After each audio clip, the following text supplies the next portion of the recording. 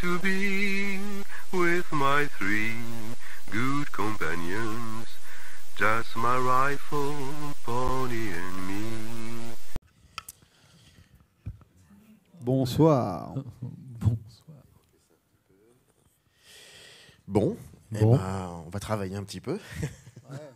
Bon, on va commencer tout de suite. On parlait de ça, là, de la copie De la 4K. copie 4K, Vous êtes je suis sur et vous venez de m'annoncer qu'en fait c'est une exclue. C'était une exclue parce que je crois qu'on est les premiers à voir le film en 4K là. Bah ouais, En il France. sort le 20 novembre en Blu-ray 4K dans le commerce. Bah ouais. Et clairement, là, ce qu'on a vu, c'était du magnifique 4K, Ah ouais. c'est remasterisé, tout ce qu'on aime.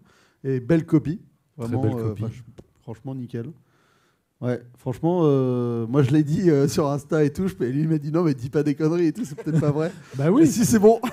C'est bon. Ah, t'avais raison. Écoute. Merci le club de l'étoile. Bonne surprise. Maintenant, 4-5 questions et ensuite, bien évidemment, on parle avec vous.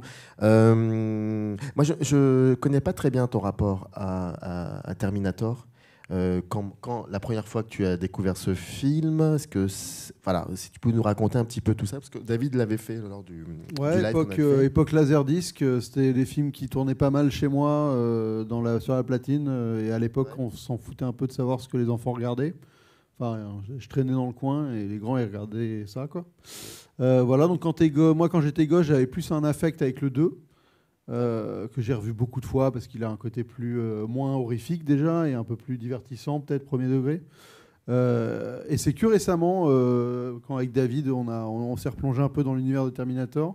Et c'est vraiment récemment que je me suis refait le film et que ça m'a sauté la gueule qu'en fait, je préfère largement celui-là, quoi. Enfin, je pense que c'est vraiment un film presque parfait, le 1. Là où le 2 est finalement une redite amplifié avec de très bonnes choses, mais en fait celui-là il a une espèce de pureté que je trouve même là ça me fascine, quoi. Je trouve qu'il n'y a rien à acheter dans ce film, à part peut-être des effets spéciaux qu'on vieillit, des petits trucs, mais qui sont inhérents à plein de trucs. Et encore, moi, c'est ce que je disais à David, franchement, le moment du masque et tout, je trouve que ça va, quoi. Je trouve qu'il le vend bien. Enfin, la mise en scène, elle y croit, quoi. En fait, moi, c'est ça qui me fait plaisir avec Cameron, c'est que c'est un mec qui croit en ce qu'il fait fondamentalement, je le sens. Et il y a un côté un peu gosse, quoi, qui s'éclate, quoi qu'il arrive. Enfin, Est-ce que c'est le fait, l'écurie Corman qui donne ça, qui rend ça?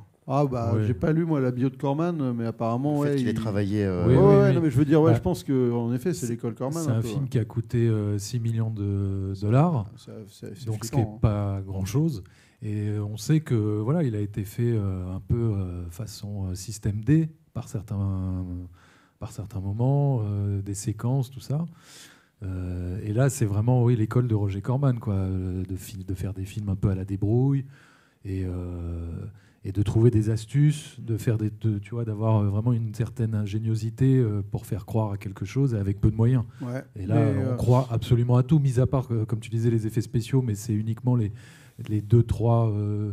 tu vois, il y a 2-3 plans en animatronique ou alors les stop motion qui sont très grillables aujourd'hui. Mais à l'époque, ça fonctionnait. Oui, mais si on accepte les effets spéciaux de Ray Harryhausen, pourquoi on n'accepterait pas ça aussi? Je veux dire, c'est pour ça, ça oui, fait partie, totalement. Mais non, moi, il y a un truc qui m'a. On est allé voir l'expo Cameron avec David aussi. Je vous invite si elle est encore. Je crois qu'elle a encore lieu. Ouais, jusqu'en janvier, je crois. Jusqu'en janvier à la Cinémathèque. C'est une expo vraiment. C'est pas pléthorique, mais ce qu'il y a est relativement impactant. Et sur Terminator, il y a 2 images qui m'ont vraiment marqué, moi. C'est des images de storyboard. Mais ce qui est intéressant, c'est que Cameron, il dessine ce qu'il y a autour du cadre pour que le cadre existe. J'ai l'image sur mon téléphone, je pourrais le montrer. C'est-à-dire qu'en fait, par exemple, il y a le plan de la main. Vous voyez la main avec comment il se triture un peu les fils. Et en fait, il y a le plan, mais il dessine les mecs, comment doivent être positionnés les gens autour pour que ce plan ait lieu. Et c'est un truc que j'avais jamais vu, un mec qui concevait le plan, non pas ce qu'il va voir, mais comment il va devoir le concevoir pour le filmer. Ouais. Mais tout en ayant le storyboard en même temps. Enfin, c'est vraiment, quand tu vois ça, tu as un déclic et tu te dis, on n'est pas face à Monsieur Tout-le-Monde, quoi. On est face à quelqu'un qui réfléchit autant au process qu'au résultat. Et ça, c'est quelque chose d'assez fondamental dans la filmo de Cameron, parce que pour moi, c'est un de ces réals qui a quelque chose de très très fort, qui arrive bêtement à toujours scinder le fond et la forme, avec comment je fais les choses ont un sens qui va avoir un écho avec ce que je raconte. Et alors, pour ça, on peut prendre les effets spéciaux dans Abyss qui représentent quelque chose de jamais vu, et qui à l'époque était quelque chose de jamais vu. Le futur dans Terminator 2 qui représente le T-1000, comment on représente un robot qui est le plus avancé du futur en mettant des effets spéciaux qu'on n'a jamais vus. Et cas ultime avec Avatar, où le parcours du film, c'est l'histoire d'un homme qui doit accepter de considérer humain une espèce de race alien, là où notre parcours en tant que spectateur, c'est de considérer humain des personnages en performance capture. Et donc il y a toujours un rapport très fort. Et en fait, ces petits storyboards, là, moi, ça m'a sauté aux yeux. Je me suis dit, putain, en fait, depuis le début, il a ça en tête. Il arrive à se dire, il faut que je comprenne comment je le fais pour que ce que je fais soit impactant et veulent raconter un truc, quoi. Est-ce que tu voudrais rajouter quelque chose par rapport à ça, par rapport à cette expo et par rapport à ce qu'il disait au niveau de ce qui peut se passer hors cadre? Non, mais tu as tout dit. Mais ce qui nous a frappé aussi, c'était de voir l'image qui a été, en fait, l'image originelle qui a été sa source d'inspiration pour se lancer dans l'écriture du scénario de Terminator. Le cauchemar qu'il a fait quand il était en train de finaliser Piranha 2, qui lui a été dépossédé, etc. Et c'est donc cette image cauchemardesque qu'il a eue. Il avait la fièvre, de l'endosquelette qui sort des flammes. Et ça a été le point de départ. J'ai vérifié aujourd'hui, en fait. On s'est dit, mais c'est pas l'image avec les flammes. C'est l'image de la fin. C'est à la fin du film qui reprend cette image. C'est le squelette décharné avec juste le buste qui grimpe avec un couteau dans la main. Ah, d'accord. Ouais, je sais que depuis, on a toujours tendance à dire le truc avec les flammes et tout. Et je suis allé vérifier ce que j'ai. Enfin bref, j'en ai parlé à quelqu'un aujourd'hui qui m'a dit, mais non, c'est le squelette dans les flammes. Et je suis allé vérifier. Non, c'est le squelette rampant. Parce qu'à l'expo, c'était ça qu'on avait vu. Non, justement, je suis allé vérifier dans mes photos et tout. D'accord. Non, c'est le squelette qui rampe avec un couteau dans la main. Mais qui est l'image quasi de fin du film, c'est l'étape avant qu'il meure, quoi. Ouais. La machine écrasée par la machine. Oui, pardon. Oui, c'est ça. Voilà, c'est ça. J'avais pas fait gaffe moi à l'époque, mais c'est ça. C'est très paradoxal finalement que c'est la machine. Et en même temps très logique. Ouais, mais de toute façon, c'est là où Cameron, je pense que c'est. Enfin, on voit la puissance du monsieur sur ces trucs-là. C'est que, je veux dire, il commence le film par un Terminator qui est une machine, se retrouve face à des punks qui représentent donc l'anti-société, quoi. Enfin, tu vois, ce que l'humanité rejette d'une certaine manière. Avec un clin d'œil à La Fureur de vivre. Parce que La Fureur de vivre, avec James Dean, se passe dans le même endroit avec l'Observatoire. Et en fait, j'ai envie de croire que James Dean est Terminator aujourd'hui. Donc, voilà. Non, mais tu vois, c'est intéressant. Donc la machine se confronte et on va dire, balaye immédiatement ce qui serait la contre-culture.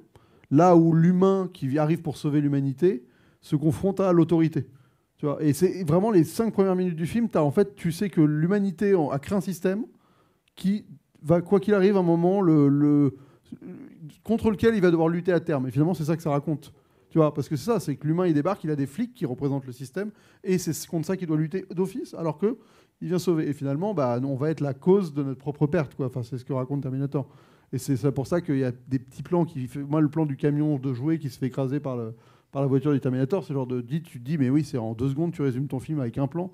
Et ça, c'est de la mise en scène pure et dure. Je veux dire, tu peux pas faire plus mise en scène que juste une intro de séquence banale qui t'encapsule le propos de ton film en disant, l'humanité va toujours créer plus gros, et en créant plus gros, il va finir par se détruire, par s'autodétruire, quoi. Alors, c'est là où le Cameron, il me flingue, quoi. Il est trop fort.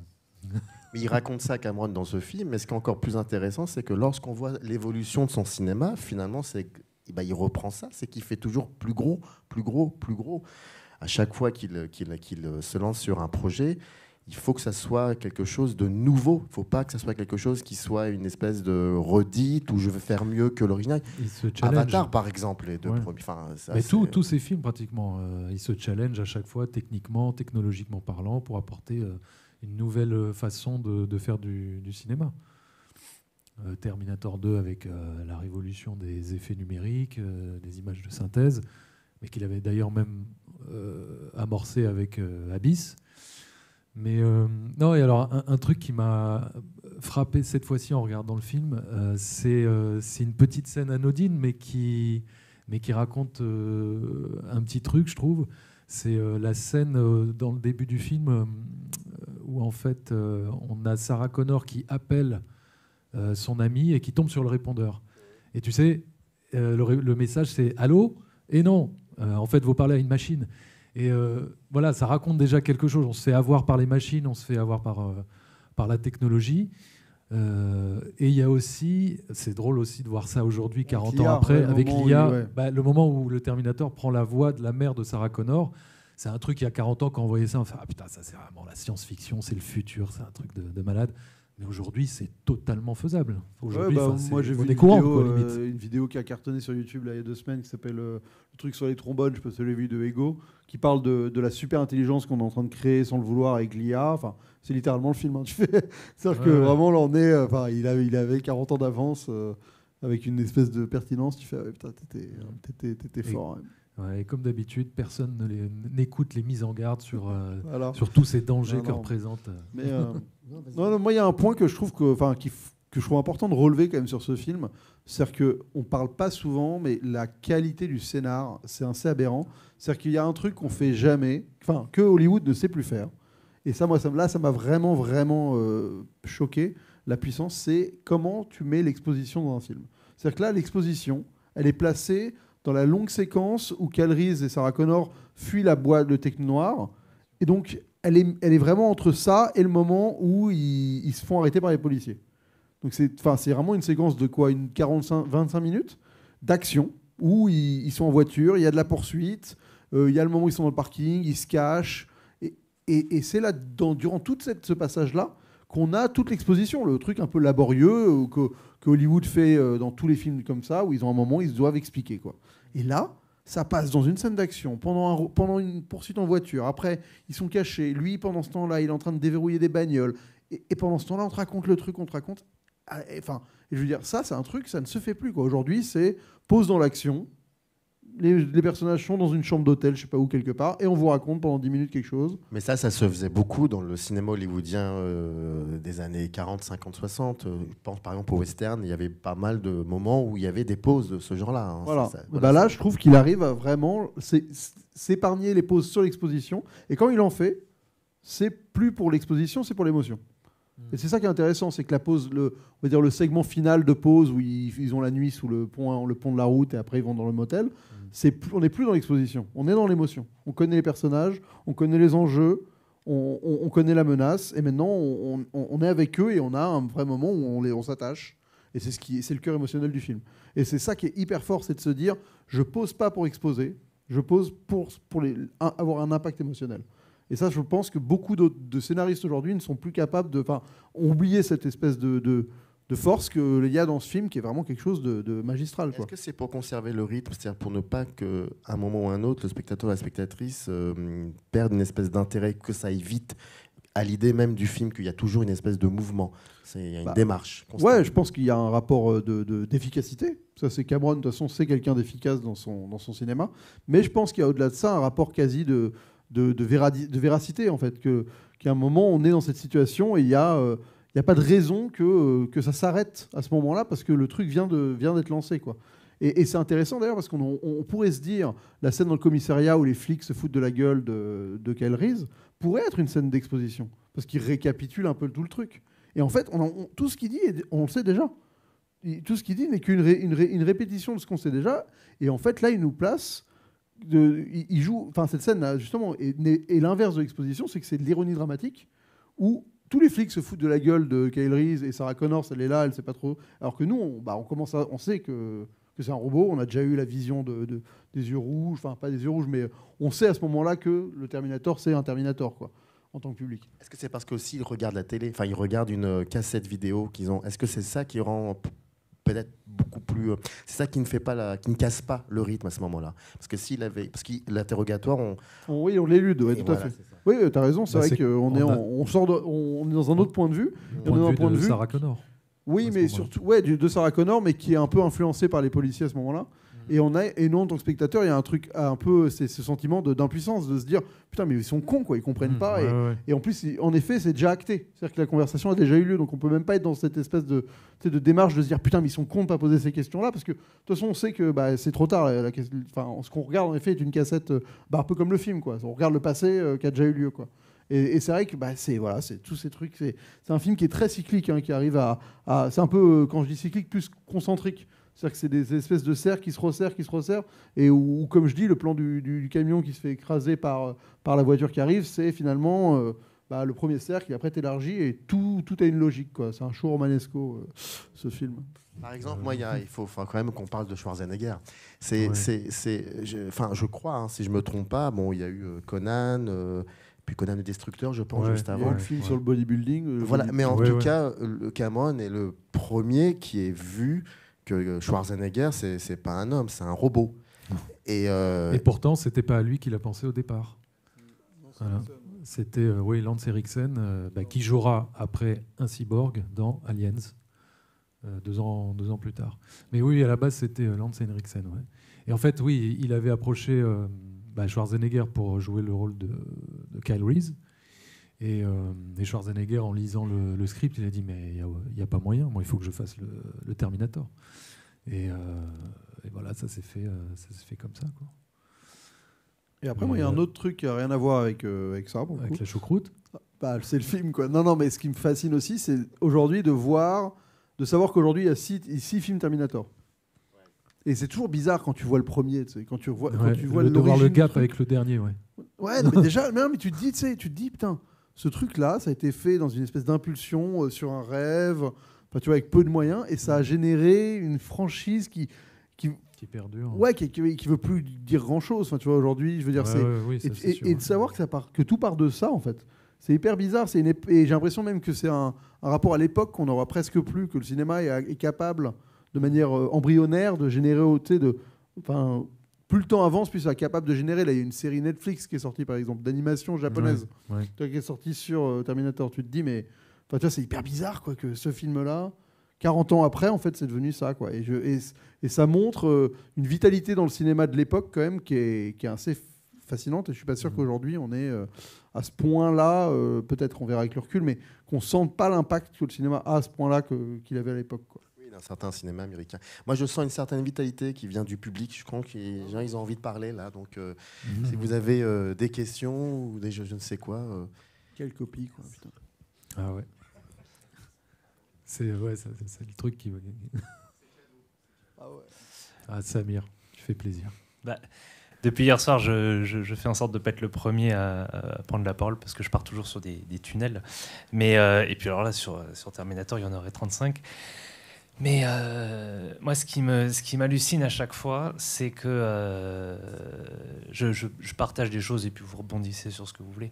Je n'ai pas forcément une question précise. Mais c'est qu'on a parfois tendance dans une première mouture critique, à décortiquer un film et le disséquer un peu avec des éléments très épars en disant les acteurs ils jouent comme ça, et puis la musique elle est comme ça, et puis le montage, et puis le machin. Et en fait, on passe un peu à côté de l'organicité générale d'un film. Là, ce que je trouve incroyable, c'est qu'on peut faire cet exercice. Et c'est vrai que le casting est parfait, que la BO est parfaite, que le scénario est absolument intouchable. Et il y a ce truc en plus qui me semble, effectivement, Zoltan, je te rejoins, être malgré tout présent dans le deuxième, mais pas à ce niveau d'incarnation. Comme si Cameron, alors là c'est aussi une lapalissade critique de dire ça, mais si on accepte les 15 jours qu'il a passé sur Piranha 2, c'est son premier film, et il a tout mis. C'est-à-dire qu'il y a évidemment un axe émotionnel et romantique fondamental, qui est la colonne vertébrale du film. Il y a des scènes d'action qui sont déjà hallucinantes, alors qu'il n'a pas les moyens qu'il aura après. Il y a des scènes d'horreur, il y a des concepts de science-fiction qui sont brillamment intégrés les uns dans les autres. Donc bref, il y a une symbiose qui est déjà en fait à l'image de tout ce qu'il fera de plus en plus grandement en fait avec le temps. Et ce qui m'hallucine aussi à chaque fois, c'est ce quasi constant dans sa filmo, triple climax. C'est-à-dire climax explosif, climax scénographique, donc autour d'une scène d'action, d'une scène d'horreur, là il fait un peu les deux, et climax émotionnel, avec cette dernière scène qui, moi, me foudroie. C'est-à-dire que le film pourrait s'arrêter au moment où, voilà, avec un autre agencement de plan, où elle termine le travail, l'ambulance s'en va, il y a une voix off terminée. Non, il y a cette scène supplémentaire avec la photo qui rajoute une dimension mémorielle à l'ensemble et qui, je trouve, participe à voilà, cette aura qu'a le film. C'est, Il- je sais pas. ce plan-là crée une mythologie en fait. Et c'est Exactement. presque, enfin c'est idiot, hein, mais c'est comme je disais sur le fait que d'un coup il y a 6 Terminator, une série. Enfin, tu sens que c'est un mec qui arrive à travailler le mythe, quoi. C'est-à-dire qu'en un film, il te crée un mythe, que ce soit c'est ce qu'on appelle aujourd'hui le lore. Je suis d'accord avec toi, c'est-à-dire qu'il te le crée, mais avec rien. Enfin, avec 2 flashbacks et une photo, quoi. Et pourtant, tu as tout un lore qui se déploie. Et comment il fait ça? Alors là, c'est vraiment de la magie noire, hein. Enfin, je veux dire, et c'est vrai, si t'as pas cette fin-là, je pense que t'as pas l'envie d'y revenir, t'as pas ce côté où tu te dis qu'en fait, il y a un truc légendaire immédiatement. En Quoi. t'étant, oui. Ouais, exactement. Ouais. Je sais pas, c'est comment ça marche en fait à chaque fois. Moi, il y a autre chose aussi au-delà du film lui-même, c'est que c'est un peu quelque chose que j'essaie de défendre sur Evil Dead 2 ou sur Alien ou sur Hard Boiled, qui sont pour moi d'autres films de genre parfaits. C'est que Terminator est ce qu'il est, mais il est aussi l'amas de tout un ensemble en fait de cinéma avec un S. Que Cameron digère sans tomber dans La citation, ni la citation ni une forme de postmodernisme qui peut avoir ses qualités propres. Mais là, en fait, je sais pas. Quand Sam Raimi dans Evil Dead 2, il fait tout ce qu'il fait, il le fait à sa manière. Mais il y a, je reprends ton t-shirt, il y a du Hitchcock, il y a du, je sais pas, il y a autant de Roger Corman que de, voilà, il va chercher des cultures différentes. Et Cameron fait la même chose dans celui-là, tout en trouvant déjà, dès son premier film, alors qu'il est camionneur de base, enfin, je veux dire, c'est quand même assez miraculeux. Il avait toute une expérience. Oui, après, il a eu toute une expérience dans la production design et tout ça. Il a participé sur New York 1997. Ouais, dans l'Empire Non, c'est Fincher, je crois. Non, ouais. Non, c'était le Retour du Jedi, Fincher. Ça, pardon. Ah oui. Ouais. Ouais. Non, la Galaxie de la Terreur, pardon. Ouais. Mais c'est, enfin moi, ce que tu évoques, il y a un truc qui là m'a sauté aux yeux aussi. C'est je me dis, c'est rare de tomber sur un réal où tu sens que c'est son moyen d'expression. C'est-à-dire que vraiment là, tu sens que le mec, il a une vision de la société, enfin de son propos et de la société très très affûtée, mais qu'à mon avis, le seul moyen qu'il a de nous la retranscrire, c'est par ce film-là, quoi. Et c'est pareil avec un mec comme Sam Raimi, c'est pareil avec, tu vois, d'autres gars.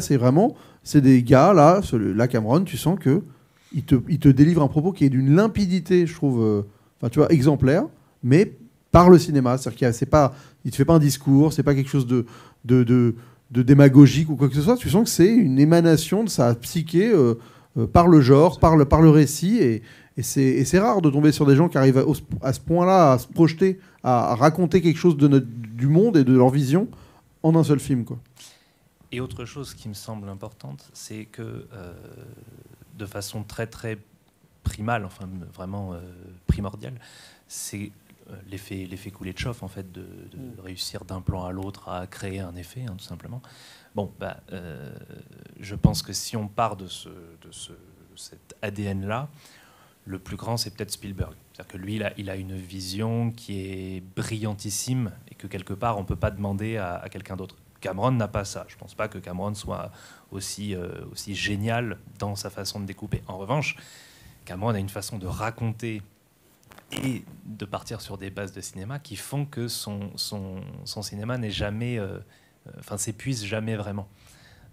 Et c'est là que je trouve que ce qui ressort d'autant plus là-dedans, et qui est peut-être moins le cas chez Spielberg, avec toutes les pincettes qu'on peut prendre sur ça, mais je veux dire, là c'est du cinéma d'artisan pur et dur, que quelque part il aura moins derrière. C'est bizarre de trouver cet équilibre dès son premier film, et que ce qu'on reproche, c'est absurde de reprocher à Cameron de ne pas écrire ses scénarios. Je sais pas, j'ai jamais compris ce truc-là, que ce serait pas original, alors que c'est justement sa plus grande force. Et voilà, moi je pense que Hitchcock ou Spielberg sont plus brillants en termes de pur découpage.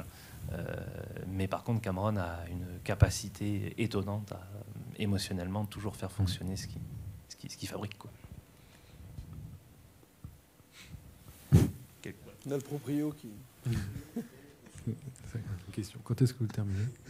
Alors, moi, je suis pas d'accord sur ce que tu viens de dire sur le découpage, parce que je vais juste prendre comme exemple T2, que j'ai vu ici en 3D, et c'est dingue comme quand tu le vois en 3D. C'est un film qui est conçu pour la 2D, et tu le vois, tu te dis, mais le mec pense en 3D, quoi, en fait, parce que limite, il y avait rien, enfin, il y avait des effets qui auraient pu être plus appuyés, etc. Mais c'est hallucinant comme sa réalisation était totalement adaptée, sa réalisation 2D était totalement adaptée à la 3D. Voilà. Ouais. Entre autres.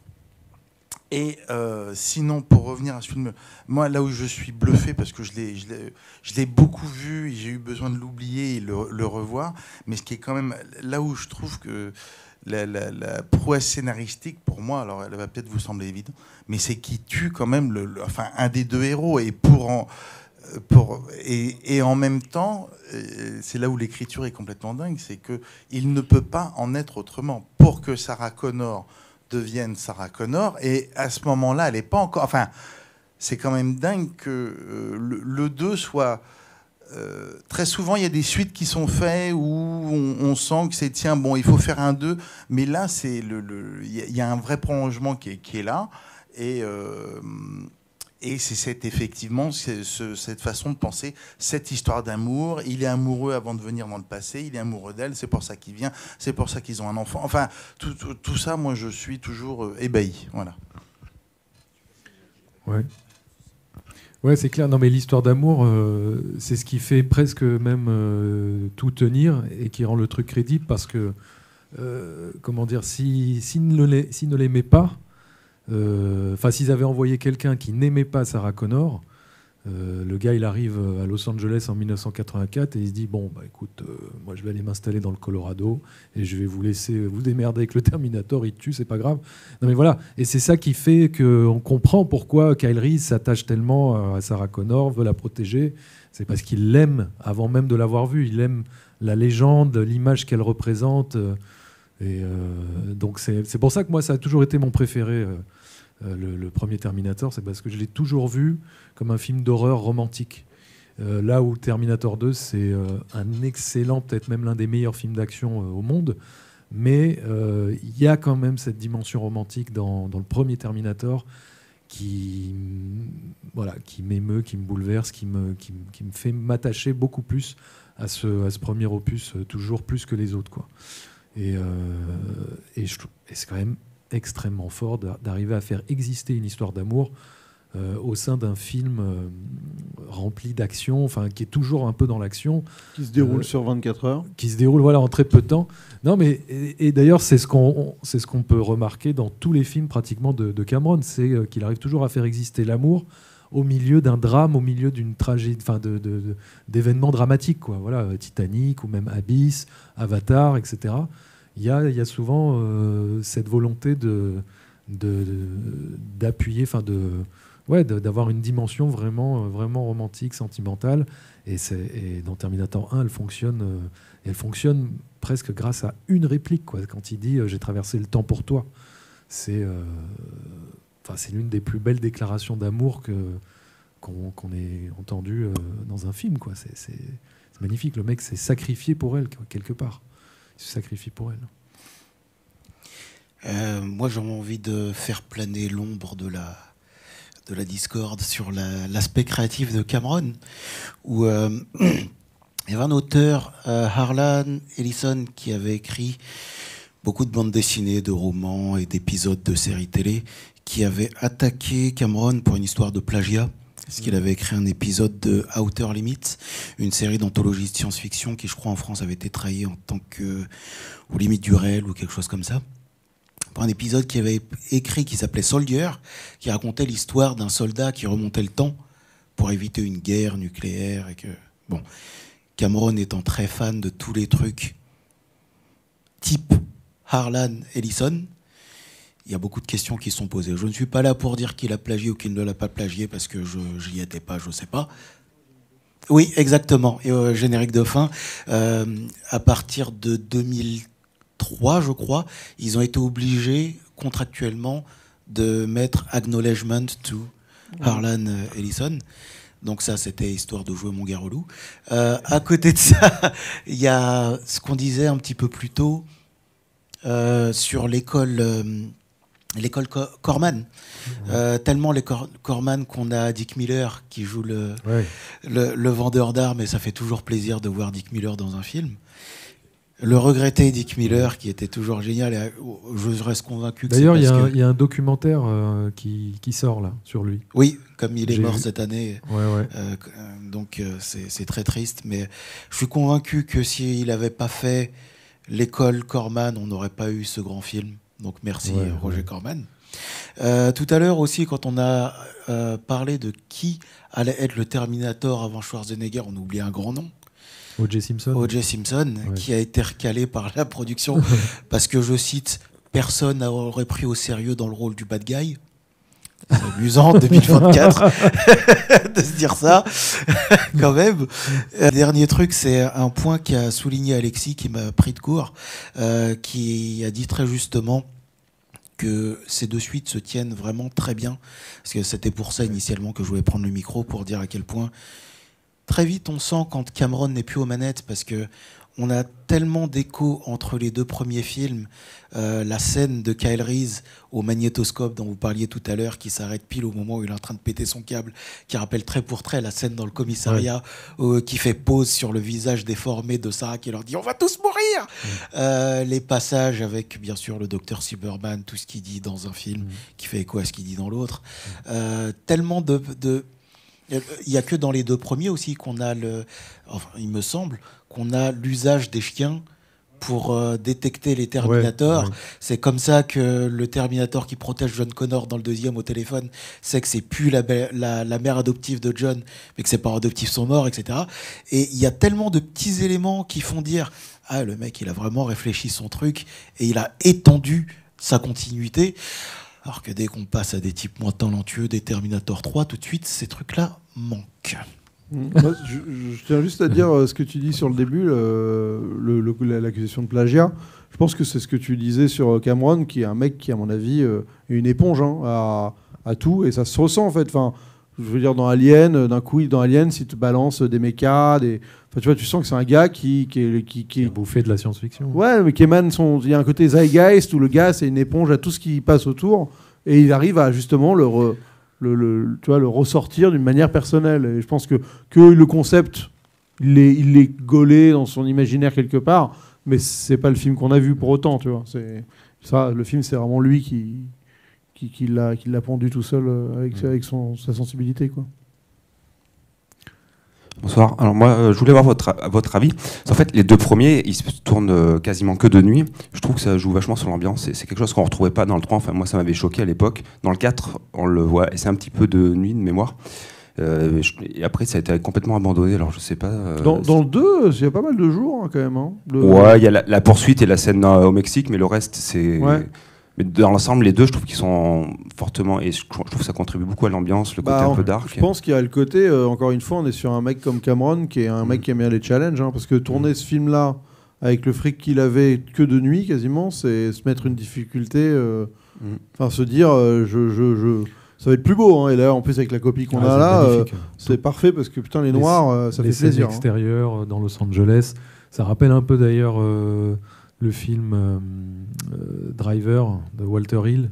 On est un peu dans cette atmosphère des rues de Los Angeles, nocturne, tout ça, avec un peu ces lumières un peu néon.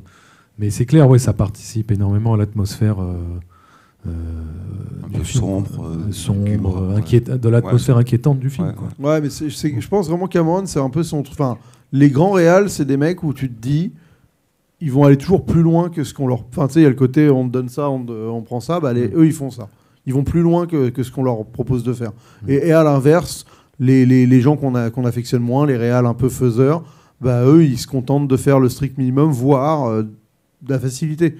Et je pense qu'en effet, quand on est dans des films majoritairement de jour, après, bah, c'est pas rien. Enfin, je veux dire, c'est un symptôme du... on fait plus simple. Et lui, il le fait pas. Quoi. Mais c'est pour ça que le premier, pour moi, c'est vraiment un cauchemar. Quoi. Et c'est vrai que le fait que ça se passe beaucoup la nuit, ça participe énormément. Moi, c'est aussi mon préféré parce que, on a donc toutes ces scènes du futur, post-apocalyptique, qui jouent vachement, je trouve, avec l'imagerie de la Shoah. On a cet amoncellement de crânes qui se fait écraser par l'espèce de tank des machines.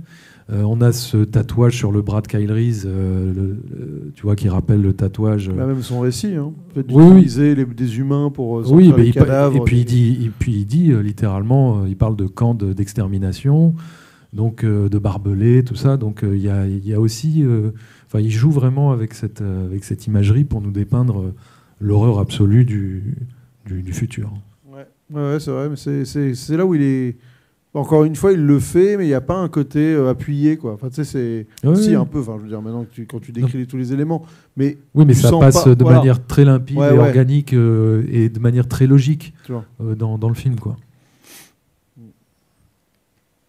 Et tant que j'y suis, dans le 2, je ne sais pas si vous vous souvenez, dans le générique d'ouverture, à un moment, dans les flammes, il y a 4 cavaliers. Et j'avais lu que c'était une référence aux 4 cavaliers de l'Apocalypse. Je ne pense pas que ce soit un hasard non plus, quoi. Je ne sais pas si vous vous souvenez. J'ai aucun souvenir de ça, moi.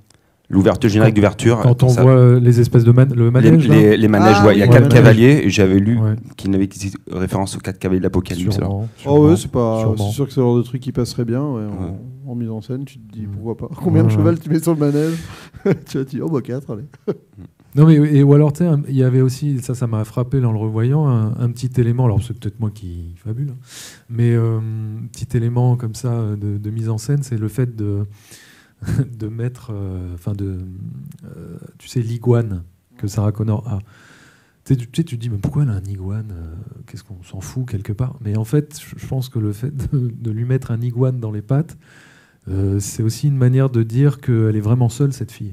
Un peu. Enfin, non, mais tu vois, d'avoir un iguane comme animal de compagnie, c'est pas commun. Enfin, tu vois, c'est vraiment. Mais d'ailleurs, c'est vrai que ce personnage de Sarah Connor, il est intéressant parce qu'il est vraiment présenté avec pas grand-chose. Hein, c'est Madame Tout-le-Monde. Mais avec un iguane, avec une journée de merde, mais sans être une journée horrible non plus, tu vois. C'est juste. Non, mais c'est vraiment le quotidien de Madame Tout-le-Monde et qui va avoir. C'est ça aussi, c'est pour ça aussi que le premier, c'est vraiment pour moi le plus intéressant, quoi.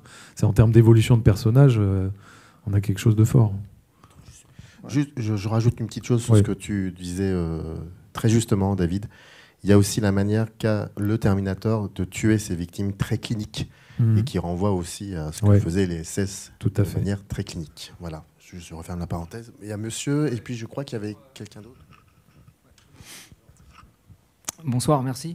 C'est juste savoir, est-ce que le 2, il l'avait déjà en tête? Ou est-ce que c'est le succès du 1 qui fait qu'il a dit tiens, on va faire un 2? Il a même galéré, enfin, ils ont dû galérer un peu pour qu'ils s'y mettent, je crois. Ah ouais, sur le 2. Ouais. Parce qu'en fait, c'est vrai que la scène de fin, en fait, elle est dans la continuité du 2. En fait, ils sont au Mexique, machin. Et tout. On a l'impression qu'il avait des choses en tête déjà, quand même. Bah franchement, de ce que. En tout cas, j'ai jamais entendu dire qu'il avait des prévus. De tout ce que j'ai lu, le 2, on l'a poussé pour qu'il se fasse, quoi. C'était pas une évidence pour lui d'enquiller, quoi. Après, de ce que moi j'ai. Je pense qu'il a enquillé Terminator 2 parce que Abyss a fait un four. Hein. Oui, c'est ça. Et qu'il s'est dit, bon, tu sais quoi. Non, mais même il a galéré à l'écrire, il l'a écrit super tard. Il s'est fait dans un laps de temps très court.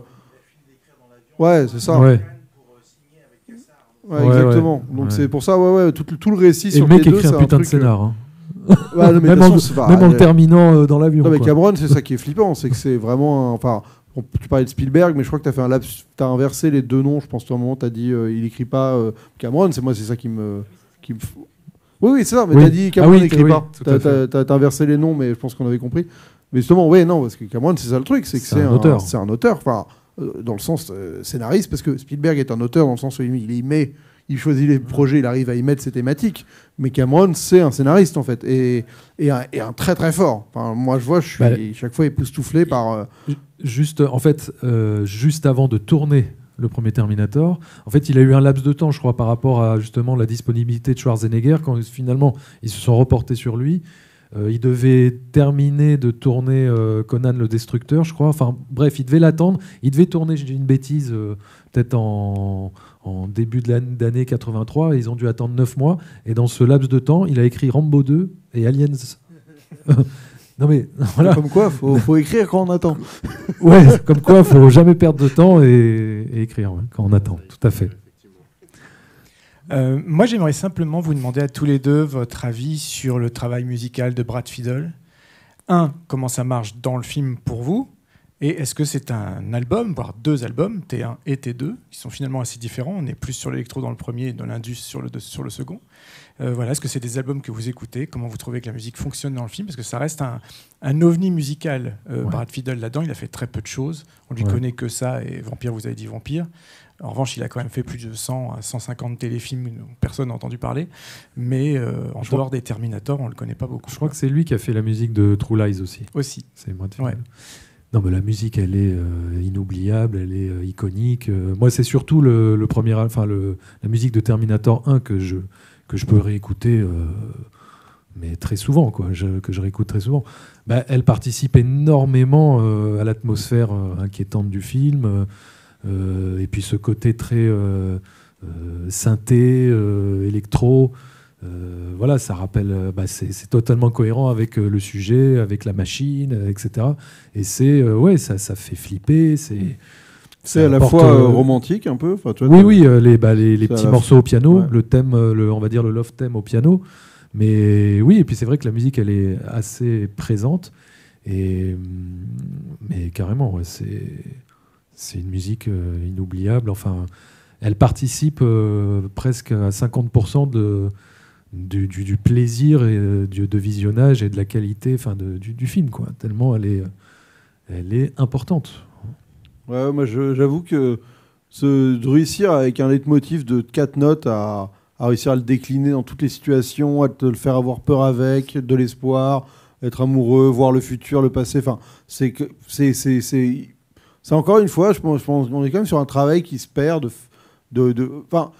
moi, la musique de film, c'est plus que c'était. Mais c'est vrai que, en fait, moi, là, en regardant le film, j'ai pas pu m'empêcher de penser à Rocky, en fait, et de me dire, mais en fait, ça fait partie de ces films où tu as l'impression que c'est touché par la grâce, que tous les gars impliqués, ils étaient au moment où ils avaient pas leur prime, mais le moment où ils avaient tous un truc à prouver, et à faire un truc qui sort de c'est-à-dire que c'est meilleur que la somme des meilleurs de chacun. Enfin, c'est un truc, c'est une recette et c'est fou. Les planètes se sont c'est un alignement de planètes de zinzin, Et là, c'est pareil, la musique, en effet, c'est 4 notes, plus, mais je veux dire, c'est une déclinaison de dingue et même, tu sais, les moments entre guillemets où il se passe rien, mais qu'on est juste dans l'attente, dans la tension, où la musique, elle est, tu sais, c'est pas forcément le thème, mais tu sais, c'est juste bon, comme ça. Non, mais c'est anodin, mais ça marche. Enfin, c'est exactement ce qu'il fallait pour qu'il y ait du suspense, qu'il y ait de la tension, où tu te demandes mais qu'est-ce qui va se passer et que ton cœur y palpite. Enfin voilà, c'est du travail d'artisan, mais d'orfèvre, c'est pour dévier, mais pour ce rapport un peu où tu sens qu'il y a un truc qui s'est passé dans ce film qu'ils n'ont pas pu maîtriser, mais qui a dépassé les entendements de tout le monde. Pour moi, c'est un peu par exemple, le fait que la réplique culte du film. C'est-à-dire que la réplique culte du film, c'est I'll be back. Et quand tu vois le film, en fait, je pense qu'ils ne s'attendaient pas à ce que cette réplique soit culte. Je pense qu'ils s'attendaient à ce que la réplique de Sarah Connor, avant qu'elle tue le Terminator à toute fin, devienne culte. Et finalement, tout le monde s'en fout de cette réplique, tu vois. Ouais, et quand tu es capable d'avoir au sein de ton film un truc qui va devenir une espèce de... alimenter la pop culture, qui va alimenter la pop culture. Ouais, mais que t'avais même pas prévu. Enfin, toi, c'était une époque tu peux jamais prévoir ce genre de truc. Maintenant, ils essayent, c'est ça le problème. Ouais, mais justement, il foire. Mais ouais. Non, mais c'est ça, et tu sens qu'il y avait tout qui bouillonnait. Pareil, Come With Me If You Want To Live. Ouais. Mais ça, d'ailleurs, quand tu revois l'un, je suis presque déçu qu'ils le remettent dans le 2 et tout maintenant. Je me dis, Ah oui, parce que ça fait un peu... au final, après 40 ans de déculage de répliques par Hollywood, genre le dernier Alien où ils te mettent la réplique. Ah non, quelle horreur. En fait, tu fais, putain, il avait déjà commencé à faire ça. Hollywood n'arrive plus rien à inventer. C'est compliqué. Il y avait une... Non. Ah non, ok. Non. Je reviens sur ce que tu disais aussi, Zoltan, par rapport à la différence de posture de positionnement entre quelqu'un qui est un faiseur, qui fait parfois très bien font très bien leurs travaux, ou quelqu'un comme Cameron justement qui va être maximaliste dans une économie, c'est-à-dire qui va utiliser chaque dollar, chaque plan, chaque détail. Là où je le retrouve, il y a un moment où vraiment moi ça me sidère, c'est quand jusque dans la réplique du psychologue qui dit alors vous n'avez pas pu emmener d'armes, mais lui qui est une machine faite de métal, il peut. Et là en fait Cameron en fait il a une transparence totale puisqu'il fait donc répondre à Kyle Reese, ben non il a ce tissu organique par-dessus, donc c'est vraiment il n'y a pas un pet de scénario, il n'y a pas une ligne de dialogue qui ne soit pas pensée pour participer à la cohérence globale du tout. Et pour répondre à Alexis, en fait, là où parce qu'on tutoie un peu les sommets, hein, je ne dis pas non plus que Cameron ne sait pas découper, hein, pas du tout. Ce que je veux dire, c'est que là où je vois chez McTiernan, pour reprendre ton idée de la 3D dans T2, quelque chose qui, dans le découpage, me paraît produire un effet qui dépasse le film lui-même, chez Cameron, c'est toujours, je trouve, à travers l'écriture. Là où Spielberg, justement, il n'a pas il n'a pas besoin d'un artisanat aussi carpenterien, tu vois. Je veux dire, c'est sa caméra qui regarde le monde tout le temps. Alors que Cameron, quelque part, c'est ça qui moi me sidère, parce que moi, je me suis écarté d'un cinéma dit efficace avec le temps, en découvrant d'autres modalités, d'autres types de mise en scène, enfin d'autres cinémas. Et plus le temps passe, et plus le cinéma efficace ou fonctionnel me lasse. Pas Cameron. Parce qu'il le fait d'une manière... c'est agréable hein, d'oublier la mise en scène. Parce que souvent, quand on parle mise en scène, on parle découpage. On a un peu cet abus de dire la mise en scène. Mais c'est vrai que moi, Spielberg, je remarque son découpage. C'est ce qu'on appelle virtuose. Mais la virtuosité, c'est quelque chose qui se remarque. Et tant mieux. Hein. Enfin, je suis friand de ça. Hein. J'adore Alfonso Cuarón. Mais c'est des mecs, leur virtuosité se remarque. Cameron, c'est vrai que ça fait partie de ces mises en scène qui est pas virtuose nécessairement. Il n'y a pas un plan séquence dans sa carrière mémorable. Enfin, peut-être, hein, mais globalement, c'est pas pour ça qu'il est connu, parce qu'il est limpide, efficace. Et donc, tu l'oublies, en fait. Il n'y a pas le travelling compensé. Oui, il n'y a pas une espèce de marque. Des Dents de la Mer. Ou de, tu vois, et c'est vrai que c'est quand même un truc où tu te dis, en fait, quand c'est un niveau de... parce que sa mise en scène passe par autre chose, comme je disais, des symboliques hyper évidentes qu'il arrive à mettre en place. Quand tu as le Terminator dans la voiture de police avec marqué Protect and Serve, tu vois, à côté. Il construit, c'est une mise en scène qui est une mise en scène du symbole presque et du mythe, et c'est ça qui est fort. Mais c'est vrai qu'en termes de découpage, il a cette vertu en tout cas de s'effacer derrière l'efficacité. Et honnêtement, je trouve que c'est vraiment quelque chose qui tend à disparaître presque. Cette espèce d'avoir une espèce de sobriété finalement, de se dire de retenue, et de se dire en fait le film, le découpage, il est pas là pour raconter, il est là pour mettre en évidence ce que je raconte. Et c'est deux choses un peu différentes, quoi. Après, j'aime bien. C'est l'immersion. Il veut à tout prix qu'on soit dans l'immersion. Exactement. Et qu'on oublie et qu'on l'oublie lui. Ouais. Mais c'est là où, limite, je pense que le comparo avec Carpenter est plus intéressant encore qu'avec Spielberg, dans la mesure où Carpenter, à un niveau encore plus minimaliste, vraiment fait vivre son plan entre le moment où il dit action et le moment où il dit couper. On sent que, je veux dire, ce qui a été capturé a été capturé. Il n'y a pas eu 36 000 façons de penser le plan. C'est juste parfaitement incarné. Et c'est ça qui donne la puissance au film. La différence, c'est que Cameron, contrairement à Carpenter, qui lui est beaucoup plus, qui est resté plus proche de ses personnages et d'une forme de quasi-réalisme, Cameron, il fabrique des mondes à chaque fois, parce que Carpenter fait pas systématiquement. Et ça, bon, bref, après, on va pas passer la soirée à comparer tous les plus grands de leur génération, mais bref, c'est vrai que ce qui se perd à mes yeux, c'est pas tellement le cinéma de qualité ou le cinéma de qualité au niveau des blockbusters, parce qu'il continue malgré tout d'y en avoir il y a de l'intérêt par là, mais par contre cet artisanat et cette chance qu'on a pu donner à une période dans les années 60, 70, 80 à des premiers films ou des budgets plus petits, mais qui permettaient à ces films-là d'exister. Effectivement, ça se perd. Mais moi, j'ai confiance. Je suis sûr que Hollywood va se retourner sur lui-même, comme c'est déjà arrivé 3-4 fois dans son histoire. Bah écoutez, je pense qu'on peut peut-être continuer la conversation dehors, si ça vous dit, ça vous dérange pas. Voilà. Bon, bah merci beaucoup, énormément David, merci Zoltan, merci la copie 4K, donc merci beaucoup le Club de l'Étoile. Voilà, on termine donc cette 4e édition de ce festival et je remercie tous les intervenantes et intervenants qui sont passés. Merci à Merej aussi, même s'il n'était pas là ce soir, mais quand même, il va être dégoûté de ne pas avoir vu la copie. Ah ouais, alors là, quand je vais lui dire... Merej, ah ouais, Merej. Et alors, voilà la copie. Hein. Tu vas être dégoûté. Ah ouais, c'est clair. Je vais lui envoyer un texto tout à l'heure. Bon, bref. Merci à vous toutes et à vous tous d'être venus, ça nous fait plaisir. Et merci beaucoup à toi, Samir. Mais c'est bon. Qu'on l'applaudisse. Merci beaucoup et on se retrouve très vite. Bonne soirée. Merci. That's where I long to be with my 3 good companions, just my rifle, pony and me.